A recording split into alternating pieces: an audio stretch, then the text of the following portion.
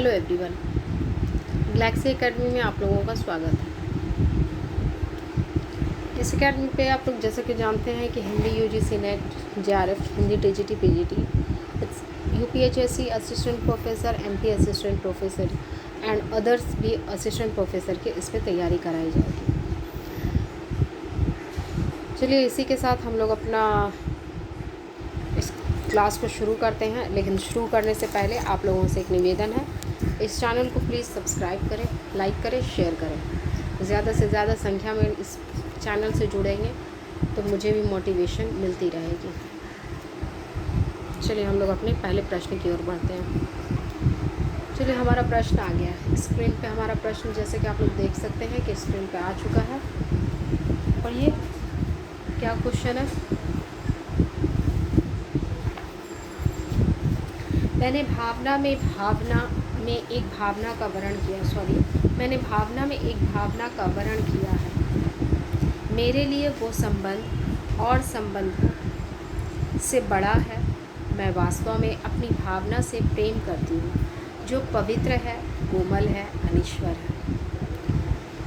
यह संवाद किस पात्र का किसकी पड़ती है?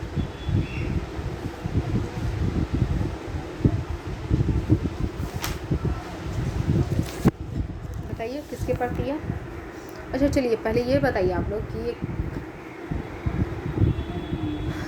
ये जो पंक्ति है कहाँ से ली गई है? ये पंक्ति किसकी लिखी हुई है? ये मैं ही बताती हूँ।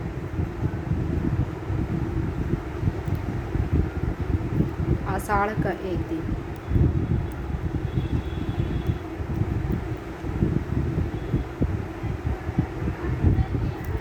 सॉरी,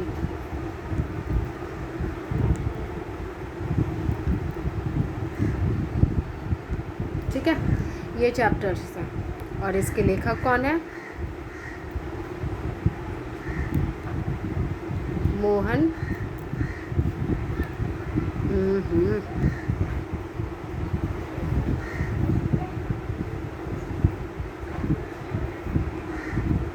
राकेश, मोहन राकेश, ठीक है। आषाढ़ के एक दिन नाटक के नाटककार कौन है? मोहन राकेश। तो आप लोग समझ ही चुके होंगे, अगर पढ़े होंगे तो। ऑफ कोर्स पढ़े होंगे, ग्रेजुएशन में तो है वैसे ये यूजी में। ये कौन किससे कहती है? तो ये पंक्ति मल्लिका अपनी माँ अंबिका से कहती है, ठीक है, कि मैंने भावना में एक भावना का वर्ण किया है। मेरे लिए वो संबंध और संबंधों से बड़ा है। मैं वास्तव में अपनी भावना से प्रेम करती हूँ, जो पवित्र है, कोमल है, अनश्वर है। ठीक है, ये पंक्ति किसकी है? मल्लिका दास की। किसके पढ़ती है? अंबिका के पढ़ती है। ठीक है, ये किस चैप्टर से लिया गया है? आषाढ़ का एक दिन। ये एक नाटक है और ये नाटककार कौन है? मोहन राकेश। अगर आप लोगों को कोई परेशानी हो रही है तो मैं फिर से मोहन राकेश लिख देती हूँ। वैसे तो मैं बोल रही हूँ, मैं हमेशा बोलती हूँ कि मैं जो बोलती हूँ उस पर आप लोग ख़ास ध्यान दीजिएगा, क्योंकि अभी तक मैं ठीक से लिख नहीं पा रही हूँ। ठीक है, मोहन राकेश वाकई मैं बहुत अच्छा लिख रही हूँ। चलिए कोई बात नहीं, रोने का फ़ायदा मिला है। हम लोग अपने नेक्स्ट प्रश्न की ओर बढ़ते हैं। नेक्स्ट प्रश्न हमारा क्या है? निम्नलिखित मिथकीय कविताओं को उन कवियों के साथ सुमेलित कीजिए। मिथकीय कविता और कवि, तो क्या है मिथकीय कविता? प्रेमथ्यु गाथा, जय भारत, आत्मजयी, संशय की एक रात। प्रेमथ्यु गाथा किसकी है? तो धर्मवीर भारती की है। ठीक है,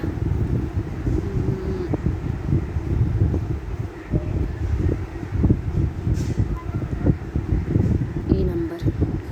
ठीक है, जय भारत किसकी है? मैथिली शरण गुप्त। जय भारत किसकी है?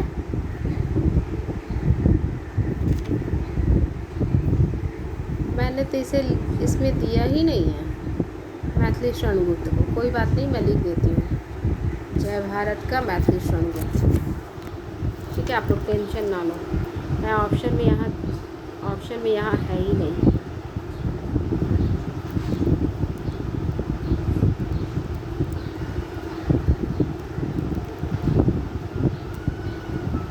मैथिली शरण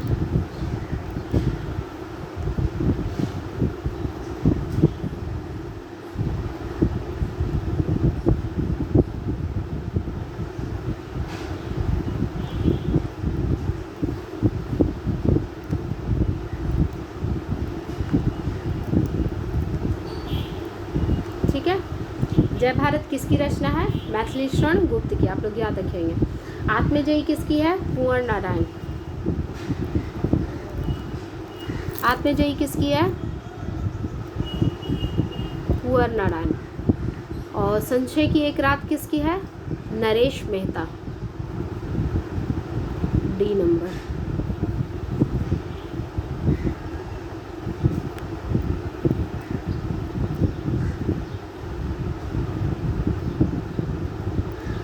ठीक है, फिर से हम इसे एक बार रिवाइज कर लेते हैं। प्रेमथु गाथा धम्मवीर भारती, जय भारत मैथिली शरण गुप्त, आत्मजयी कुंवर नारायण, संशय की एक रात नरेश मेहता। ठीक है, हम लोग बढ़े अब अपनी नेक्स्ट प्रश्न की ओर। चलिए बढ़ते हैं। 14 नंबर, सर्वमुख नामक अग्रवाल बनिया की कथा किस उपन्यास में उल्लिखित है? बताइए।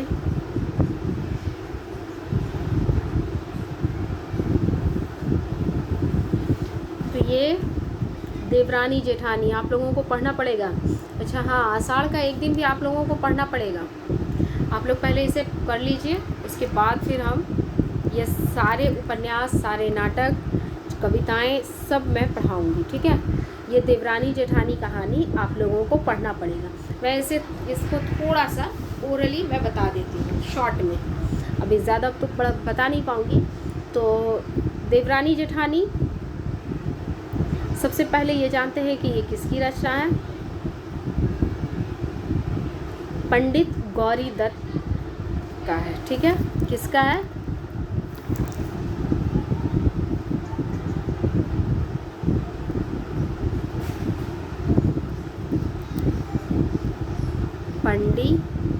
पंडित मतलब गौरी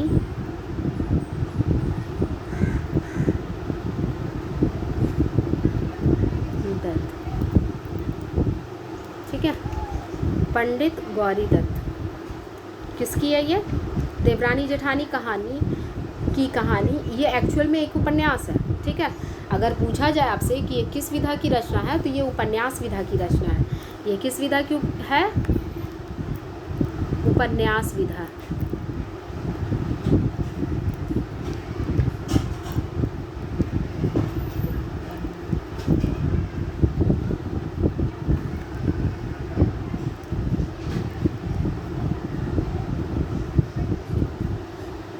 उपन्यास विधा की रचना है देवरानी जेठानी। ठीक है,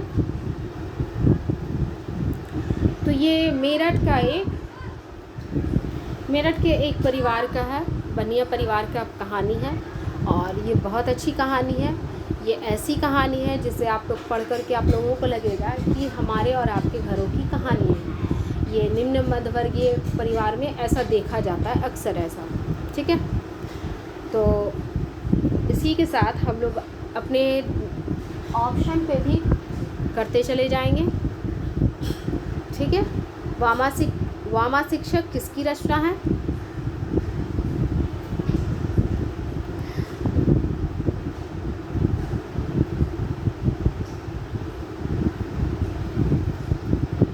तो वामा शिक्षक 2 भाई 4 बहनों की कहानी है। वामा शिक्षक में 2 भाई और 4 बहनों की कहानी है। ये भी एक उपन्यास है। ये किसकी है? मुंशी ईश्वरी प्रसाद मुर्देसी दयाजी और मुंशी कल्याण राय द्वारा ये लिखा गया है। ठीक है, ये उतना पूछा नहीं जाता है। ठीक है, तो हमारा जो सी नंबर है भाग्यवती। भाग्यवती पूछा जाता है। भाग्यवती किसकी रचना है? तो श्रद्धाराम फुलौरी जी की।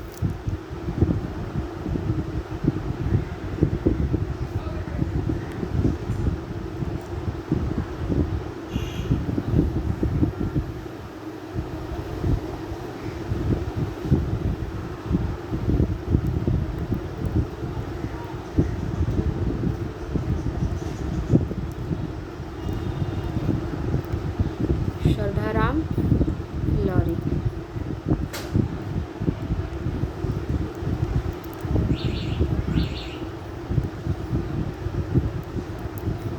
ठीक है,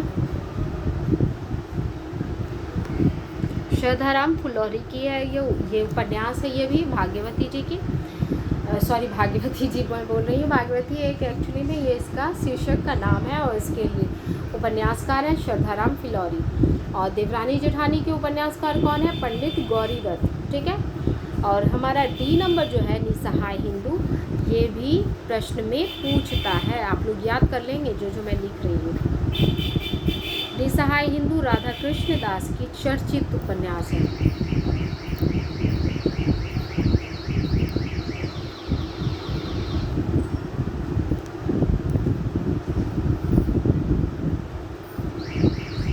राधा कृष्ण दास की। ठीक है,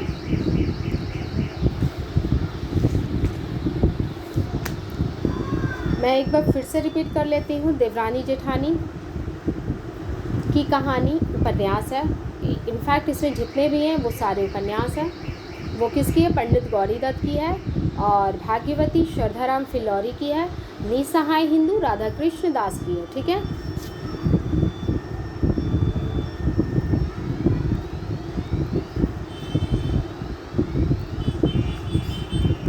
ठीक है, निसहाय हिंदू राधा कृष्ण दास, भाग्यवती श्रद्धाराम फुलौरी, देवरानी जेठानी, पंडित गौरी दत्त। ठीक है, ये उपन्यासकार हैं। और इसका आंसर तो आप लोग जानते ही हैं। सर्वमुख नामक अग्रवाल बनिया की कथा किस उपन्यास से उल्लिखित है? तो देवरानी जेठानी की। चलिए हम लोग अपने नेक्स्ट प्रश्न की ओर बढ़ते हैं। हमारा नेक्स्ट प्रश्न आ गया है, निम्नलिखित में से विदेशी परिवेश पर आधारित कौन सा उपन्यास नहीं है? यहाँ प्रश्न क्या पूछ रहा है? यहाँ प्रश्न पूछ रहा है नहीं। ठीक है, तो इसका उत्तर होगा ए और बी, परिशिष्ट एंड चक्रव्यूह। ठीक है,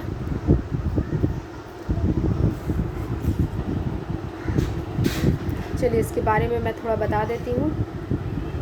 तो परिशिष्ट और चक्रव्यूह आप लोग जान गए कि जैसे कि ये विदेशी परिवेश पर आधारित नहीं है, और नीचे के दो जो हैं यानी वे दिन और सफ़र के साथी, ये दोनों विदेशी परिवेश पे बुना गया उपन्यास है। ठीक है, तो परिशिष्ट किसकी रचना है? गिरिराज किशोर की। परिशिष्ट किसकी रचना है? गिरिराज किशोर की।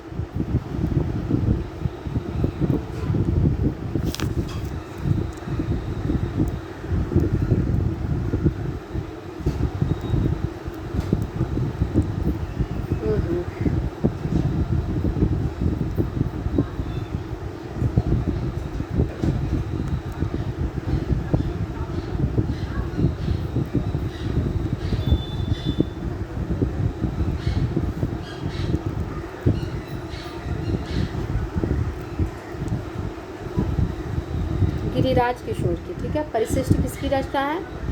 गिरिराज किशोर की है। और ये कैसा उपन्यास है थोड़ा सा मैं इसे बता देती हूँ। यह तकनीकी शिक्षा संस्थानों में हरिजन विरोधी वातावरण का चित्रण करता है। ठीक है, और लेकिन चक्रव्यूह किसकी रचना है?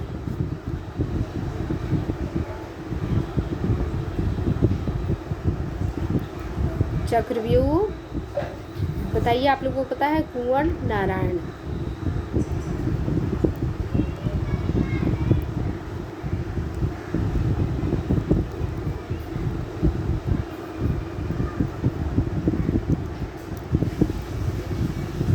ठीक है, कुंवर नारायण का ये काव्य संग्रह है। वे दिन किसके हैं? निर्मल वर्मा।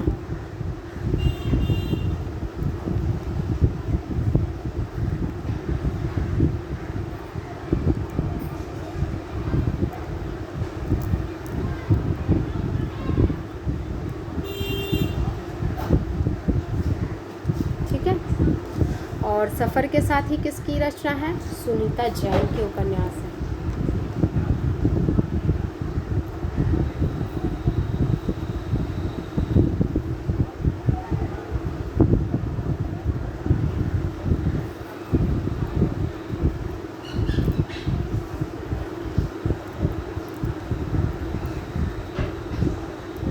ठीक है, सफ़र के साथ ही सुनीता जैन, वेदिंग निर्मल वर्मा, परिशिष्ट गिरिराज किशोर, चक्रव्यूह कुंवर नारायण। ठीक है, तो कुंवर नारायण इसमें काव्य संग्रह आप लोग याद रखेंगे, बाद बाकी उपन्यास है।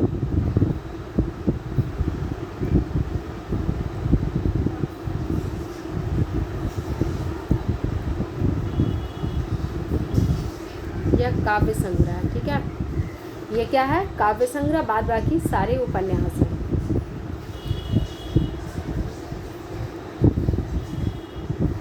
चलिए 16वें नंबर प्रश्न हमारे आ गए स्क्रीन पर। नीत्शे का संबंध किस विचारधारा से है? बताइए, किस विचारधारा से है? तो डी नंबर, अस्तित्ववाद। ये हम लोग पहले भी कर चुके हैं, आप लोगों को याद होगा। है, नीत्शे का संबंध अस्तित्ववादी विचारधारा से है। ओके, फ्रेडरिक नीत्शे जर्मन के प्रसिद्ध दार्शनिक हैं। ये नीत्शे कहाँ के? इनका पूरा नाम क्या है? तो नीत्शे का पूरा नाम फ्रेडरिक नीत्शे है। ठीक है, मैं यहाँ लिख देती हूँ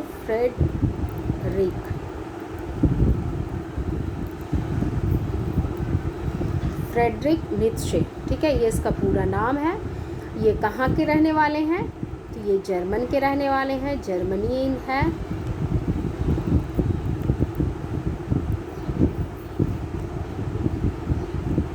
ठीक है, ये जर्मनी है। फ्रायड को मनोविश्लेषणवाद का प्रवर्तक माना जाता है। फ्रायड क्या है? मनोविश्लेषणवाद के एक्चुअल में प्रवर्तक है। ठीक है, ये याद रखिएगा। और कार्ल मार्क्स का प्रवर्तक किसे कहा जाता है? कार्ल मार्क्स को मार्क्सवाद का प्रवर्तक कहा जाता है। और अर्नल्ड टाइनबी ल्योतर का संबंध उत्तर आधुनिकतावाद से है। ठीक है,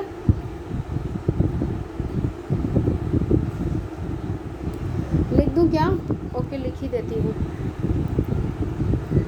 मार्क्सवाद का संबंध किससे है? कार्ल मार्क्स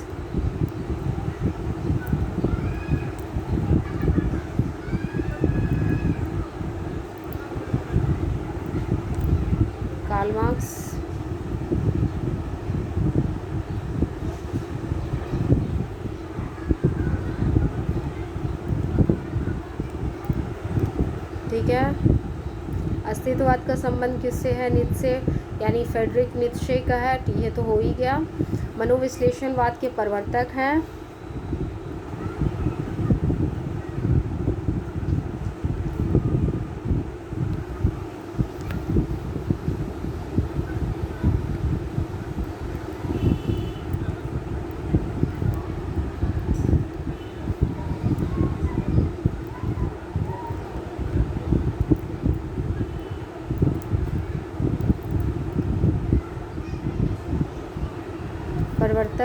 मनोविश्लेषणवाद के प्रवर्तक नीत्शे हैं।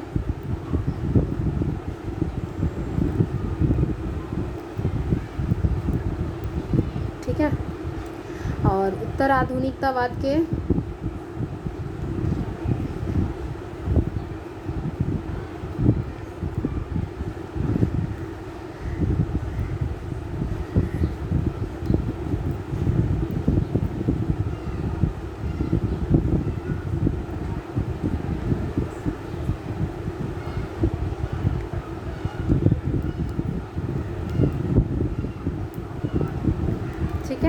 अर्नल्ड टाइनबी इसका लयोत्तार।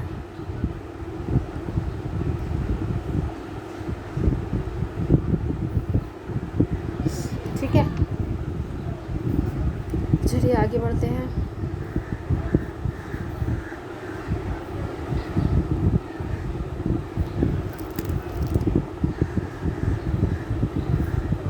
तलाकशुदा माता पिता का संतान की मानसिकता पर आधारित उपन्यास इसमें से कौन सा है? आप लोग जानते ही होंगे, खूब अच्छा से जानते होंगे, आपका बंटी।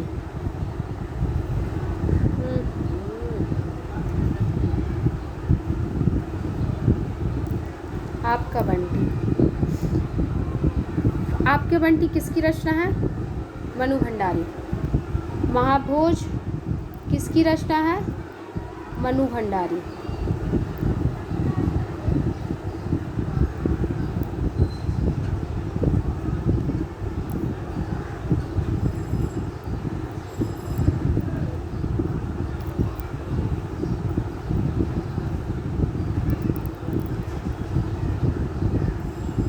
ठीक है, महाभोज और आपका बंटी ये दोनों ही किसकी रचना है? मनु भंडारी की। महाभोज, एक इंच मुस्कान, राजेंद्र यादव और मनु भंडारी दोनों मिलकर लिखे थे। ठीक है, और शेखर एक जीवनी किसकी रचना है? अज्ञे की।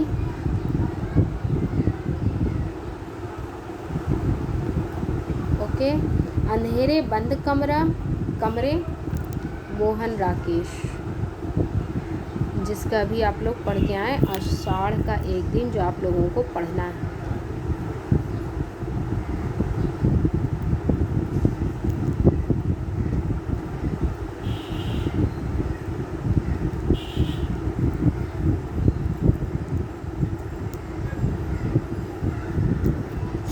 ठीक है,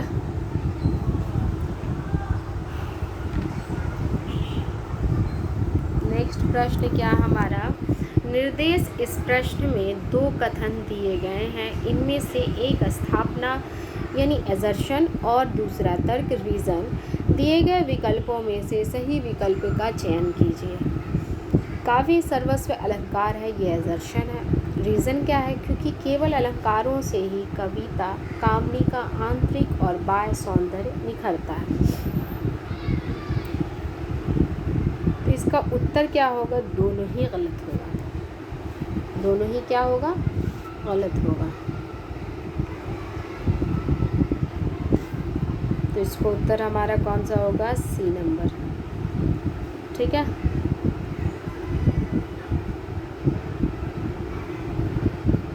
ये कथन सत्य नहीं है।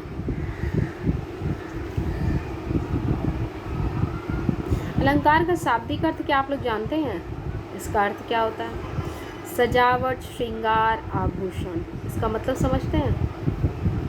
जिस तरह से एक औरत को श्रृंगार करने के लिए, सुंदर दिखने के लिए, उसका रूप निखारने के लिए जिस तरह से आभूषणों की आवश्यकता पड़ती है, उसी प्रकार से कविताओं को आभूषित करने के लिए, सौंदर्य बनाने के लिए अलंकारों की आवश्यकता पड़ती है। ओके, उसकी श्रृंगार करने के लिए, उसे सजावट देने के लिए अलंकारों की आवश्यकता पड़ती है। क्लियर? लेकिन इसका मतलब ये बिल्कुल नहीं है कि बिना अलंकार के कोई कविता रची ही नहीं जा सकती है। बिल्कुल भी गलत बात है। अगर ऐसा देखा जाए तो इसके जीते जागते एक मिसाल है, आप लोगों को याद ही होगा, निराला जी। उन्होंने कई कविताएं लिखी, कई कविताएं नहीं, हिंदी साहित्य को एक अच्छा मुकाम दिलाया उन्होंने। हिंदी साहित्य उनकी एक अलग पहचान है, लेकिन वो अलंकारों के इस्तेमाल नहीं करते हैं। उनकी कविताओं में हम अक्सर देखते हैं कि अलंकार नहीं है। अक्सर क्या, वो अलंकार का इस्तेमाल ही नहीं करें। इसलिए तो उनकी कविताओं को कुछ लोगों ने, कुछ विद्वानों ने, कुछ स्कॉलर ने कहा है रबर छंद, केचुआ छंद, कुछ इस तरह से उनके अलंकारों को नाम दिया। छंद मुक्त उनकी कविताएं हैं। ठीक है,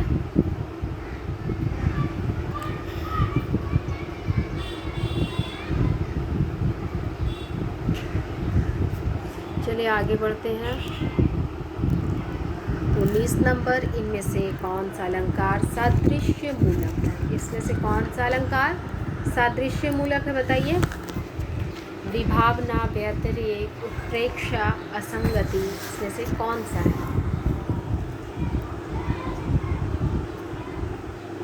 इसमें से है बी और सी, व्यतिरिक्त और उत्प्रेक्षा, यानी हमारा उत्तर क्या होगा, B and C, C number हमारा उत्तर होगा।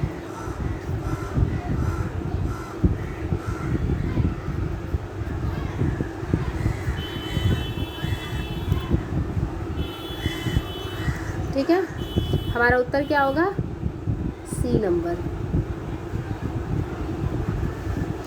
अलंकार का क्लास लेंगे एक अलग से, उसमें अलंकार पढ़ाएंगे। ठीक है, हिंदी में नॉवेल का अर्थ उपन्यास पद का प्रथम प्रयोग किसने किया, तो किसने किया है, भारतेंदु जी ने। ठीक है, किसने किया है,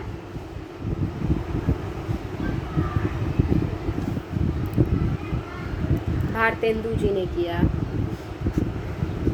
सबसे पहले उपन्यास शब्द का प्रथम प्रयोग के संदर्भ में अगर कहा जाए, प्रसिद्ध आलोचक हैं गोपाल राय, कि वो क्या लिखते हैं, वो बताते हैं कि हिंदी में नॉवेल के अर्थ में उपन्यास पद का प्रयोग 1875 में हुआ, जिसे बंगला और हिंदी में उपन्यास कहा जाता था। गोपाल राय के अनुसार उसे उर्दू में नावल, मराठी में कादम्बरी, गुजराती में नवल कथा दी गई। ठीक है, क्या मैं इसे लिख दूँ, ठीक, मैं लिख देती हूँ। उपन्यास को उर्दू में, हिंदी में तो आप लोग जानते हैं कि हिंदी में उपन्यास कहते हैं। सबसे पहले हम लोग हिंदी से ही चलते हैं।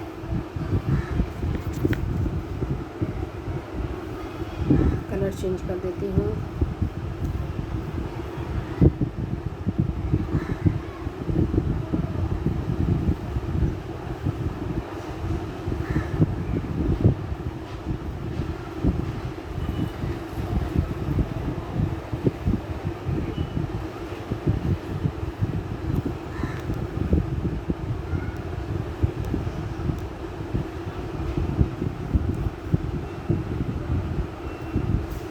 ठीक है, हिंदी में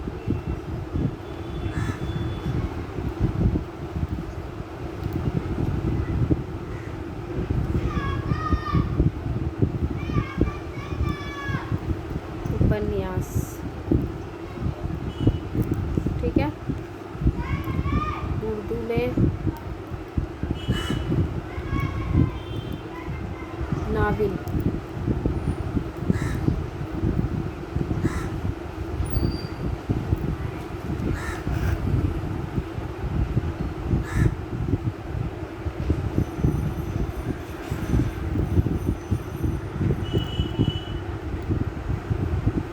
कादम्बरी,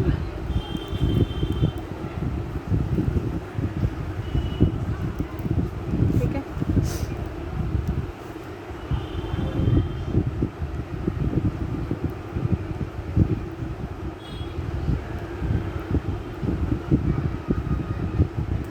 गुजराती में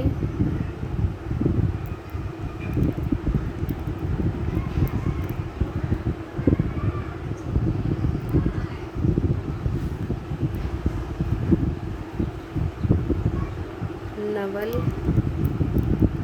कथा,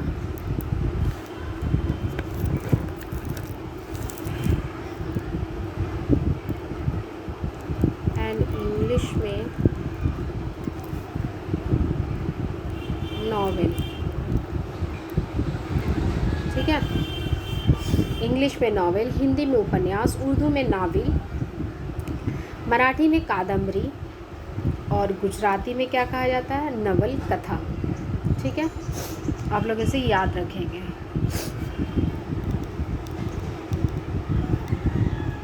हमारा क्लास यहीं एंड होता है। यह हमारा आखिरी प्रश्न था। आशा करती हूँ कि आप लोगों को ये क्लास अच्छा लगा होगा, और जो भी मैं प्रश्न कराती हूँ आप लोग उसे बार बार देखिए, रिवाइज़ कीजिए, और जो मैं क्लास में लेती हूँ, जो भी बताती हूँ, हर प्रश्न के हर ऑप्शन को बताती हूँ, उससे प्रश्न बनते ही बनते हैं। बिल्कुल बनेंगे, बिल्कुल बनेंगे, बिल्कुल बनेंगे। आप लोग मेरे इस बात को गांठ बांध लीजिए, और यही आप लोग करते चलेंगे। फिर रिवाइज़ थोड़ा बहुत करेंगे तो उम्मीद करती हूँ कि आप लोगों को ज़्यादा परेशानी नहीं होगी। Thanks for watching.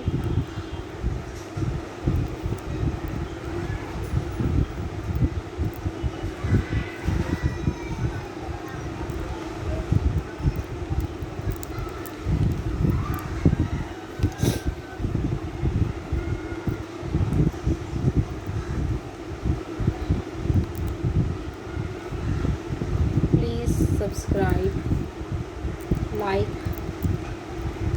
And share. इसमें जो भी परेशानी होगी आप लोगों को प्रश्न से रिलेटेड, ऑप्शंस को या मेरे पढ़ाने पे कुछ और ऐड करना है, बिल्कुल ऐड मुझे भी करना है। मुझे भी पता है मुझे पेपर 1 भी कराना है, लेकिन मैं चाह रही हूँ कि इससे लोग जुड़े तब उसके बाद में उसे स्टार्ट करूँ। अगर आप लोगों को अच्छा लगेगा तो प्लीज़ आप लोग कमेंट बॉक्स में मुझे बताएं और फिर मैं इसे तैयारी शुरू करूँगी। चलिए बाय बाय, टेक केयर। आप लोग अपने घर में मस्त रहें, स्वस्थ रहें और पढ़ते रहें।